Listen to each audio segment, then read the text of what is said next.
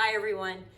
Now that you have some background knowledge about how wells are put into the ground to remove groundwater, we're going to look at some more detail on a diagram that you'll find in your INB. So you're going to need pages 16 and 17.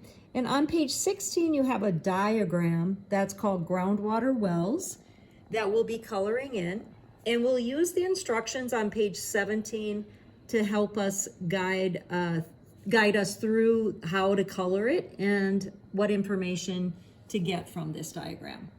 Now we're looking at a view of the earth from the side. So you'll see the trees up here, right? So this is on the ground where we live and do our stuff. And all of these layers below it are looking really nice and neat, but we know that on the earth, nothing is perfect like that. But we're going to look at it this way just so that we can learn some of the basic information about how wells are put into the ground to retrieve groundwater. All right, so let's get started. All right, everybody. So we're going to kind of pan back and forth from the instructions, which are on page 17. So like if you turn to page 17 and look at step number 1, it tells you with your colored pencils to color layer B green. So if you hadn't yet organized your colored pencils, pause the video here and find those colors. So color layer B green, and then what does this layer represent? So Mrs. Von Eschen is going to show you what to do. All and right, you can just color along right with us right now. Yeah, I feel a little bit like Bob Ross right now. So this happy little trees. Happy little layer B. Yeah. And so look at B and then just keep coloring that in. Any shade of green is fine. All right, and I'm going to go way over here too. There's just a little tiny section of layer B. Excellent. All right. So now, what does layer B represent, you guys? Now it looks pretty thick on the diagram, but layer B we colored green because it represents the very top surface of the earth, like the grassy topsoil area. So you could fill that in for your answer for number 1. Step 2 says use blue to lightly shade in the pond. Okay. So you can see on your diagram where Mrs. Von Eschen is coloring in the pond. Please copy that. And then your instructions on number 2, just say put a check mark on the line when you're done with that. Great. Nice little fish in there too. Yeah, so go ahead and check off number 2. Number 3 says letter A is pointing to a dashed line. Using blue, trace the dashed line across the diagram. Okay, so a dotted line that letter A points to is right there. So with your colored pencil, darken that line. Okay. What do you think that dotted line represents, Mrs. Von Eschen? Well, if it's blue, it must have something to do with water. And here's what I'm noticing is it's about the same level. If I go across here in the pond, it's about the same level as the surface of the pond. So I'm going to darken that too. Yeah. And if we think back to some earlier work we did on aquifers, I'll give you a clue. This dashed line is the level of water underground, and it's 2 words, WT. Number 3 is WT. Yep. So everything below that would be wet and everything above it dry. That's right. Okay. Yep. All You right. got it. Got it. Number 4 says use yellow to shade in the layer that represents the unsaturated zone. Okay, so if everything above the blue is dry, then this must be the unsaturated, because unsaturated means to be dry. That's right. Good job. All right. So color in that layer yellow, everybody. And place a check mark next to number 4 when you're done, and notice that little bit to the right of the pond. Number 5 says letter D refers to the blank zone. So let's take a look at where letter D is pointing in your diagram. Okay, so here's D, and it would be right below that blue line. So this whole layer in here. So the layer below that dotted line is going to be filled with water. What's the name of the zone that holds the water? Here's a clue. It starts with S. So label that right there. Letter 5, or excuse me, number 5, letter D is the S zone. All right, number 6 says sandstone and limestone typically contain groundwater. How many aquifers are in the diagram? Well, here's where let's see. vocabulary is really important, Mrs. Von Eschen, because Yeah. if you didn't understand that aquifers hold the groundwater, then this question would be really confusing, That's right? so true. Yeah. Yeah. So, Okay. what do you think? Let's take a look at Well, your I'm diagram. gonna first look for sandstone and limestone, and I see here one, and then I see limestone, sandstone, and another layer here, shale, nope, slate, nope. Oh, here, cracked Oh, limestone. one more over on the left. All Good. right, so that's what I found. Okay. So, how many aquifers would you say there are? Yeah, well, looks like Count them up. There we go. That's your answer for number 6. Number 7 says color these aquifers orange, and then place a check mark on the line when you're done. All right, so I'm just gonna color those layers where I found limestone and sandstone, and just finish with orange all the way across. Great. Those are pretty big aquifers, lots of water in there. Lucky us, right? Yeah. there's a layer between these two aquifers. So there can be more than one aquifer below the ground. That's right. Many times they're layered on top of one another with a different sort of layer of earth in between. Oh, interesting. Okay. So even though this is orange, we know that there's water in it. All right. And you could shade in this entire cracked limestone area orange. I'm just going to do a little portion of it to represent that this is an aquifer as well. Okay. And of course, pause the video if you need to finish up your coloring before you move on. Okay, so that was number 7. Moving on to number 8, it says, layers of earth made from granite, clay, shale, and slate. Ooh, we haven't really talked about those. Yeah. Well, clay we used in our lab 15, aquifer in a beaker, that black layer. Granite you might be familiar with if you have any granite countertops where you live. Shale and slate. So these 4 typically do not contain groundwater.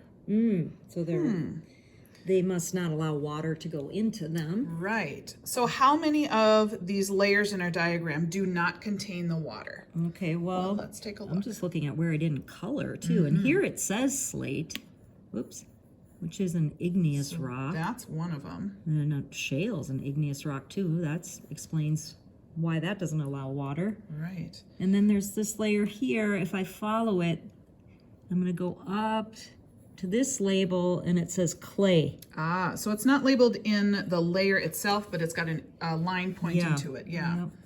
So those 3 layers do not contain groundwater. Okay.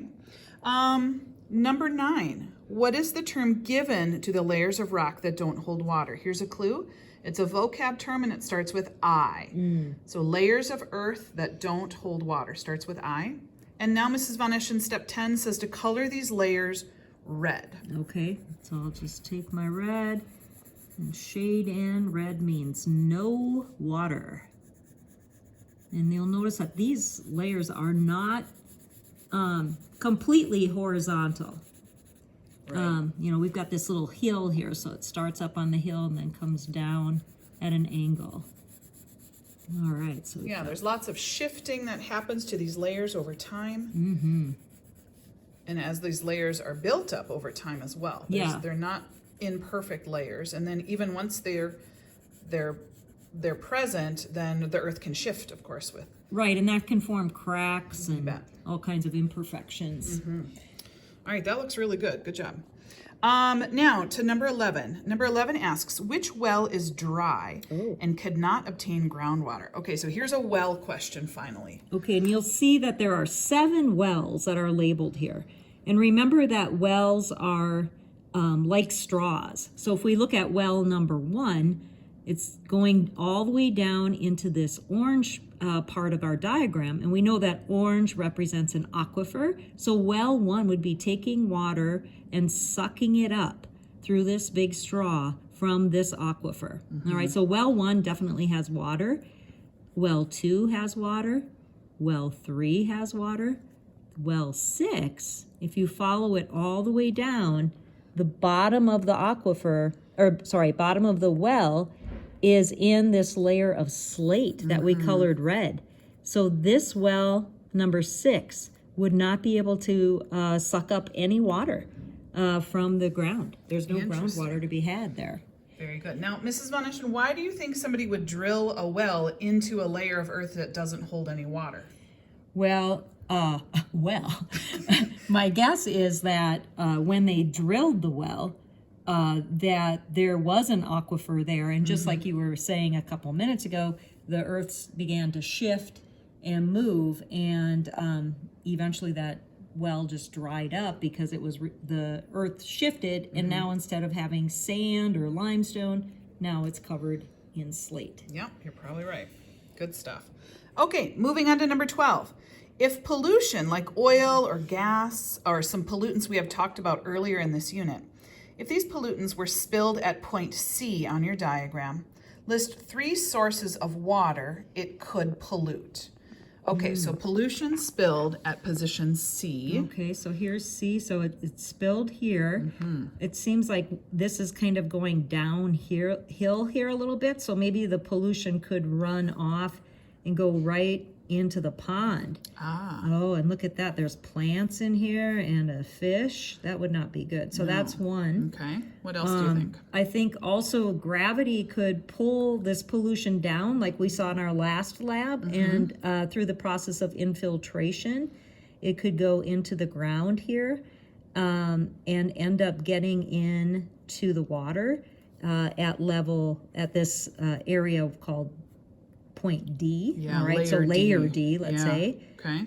Oh, and look at this. Well number 4 is the bottom of the well is in layer D, that aquifer. So not only is layer D being polluted, but also well number 4. That water that they bring up would be polluted. Okay, very good. So there are your 3 sources that could be polluted. And our last question asks, if well number 2 were to become polluted, which well would also become polluted? And explain your answer. So you're going to write an answer on the line and then give a little more explanation to it. So let's take a look. Okay, so here's well number 2. All right, and it's in this aquifer that we've labeled orange again. Now, water we know can't travel up. All right, so it can't go back up this way to well 1 because water always flows down with the force of gravity. So it's going to flow down this way. It won't end up being in the same aquifer as well 3 and well 6, but it will keep going in throughout this whole aquifer and end up sharing that same pollution with well 7. Yeah, so, and I don't see any other well. Yeah, there are no wells here. So it's just well 7 and well number 2 are in that same aquifer. Yeah, same aquifer. Yeah. And these wells could be, our diagram is not to scale. These wells could be thousands of feet apart. Right. They could be miles apart, sharing the same aquifer. These aquifers that we're referring to are huge. They're massive. They can be the size of, entire states in the United States. Right. So these could be wells really far apart, yet both are polluted because they're drilled into the same aquifer. Exactly. Yeah. Well, All right. okay. Good job, you guys, completing pages 16 and 17. And Yeah, and now you should have enough information where you can do the LT check, number 8. Good luck, and let us know if you have any questions. that's right. Keep clicking through your slides today, okay, till you get to the very end. Thanks for watching.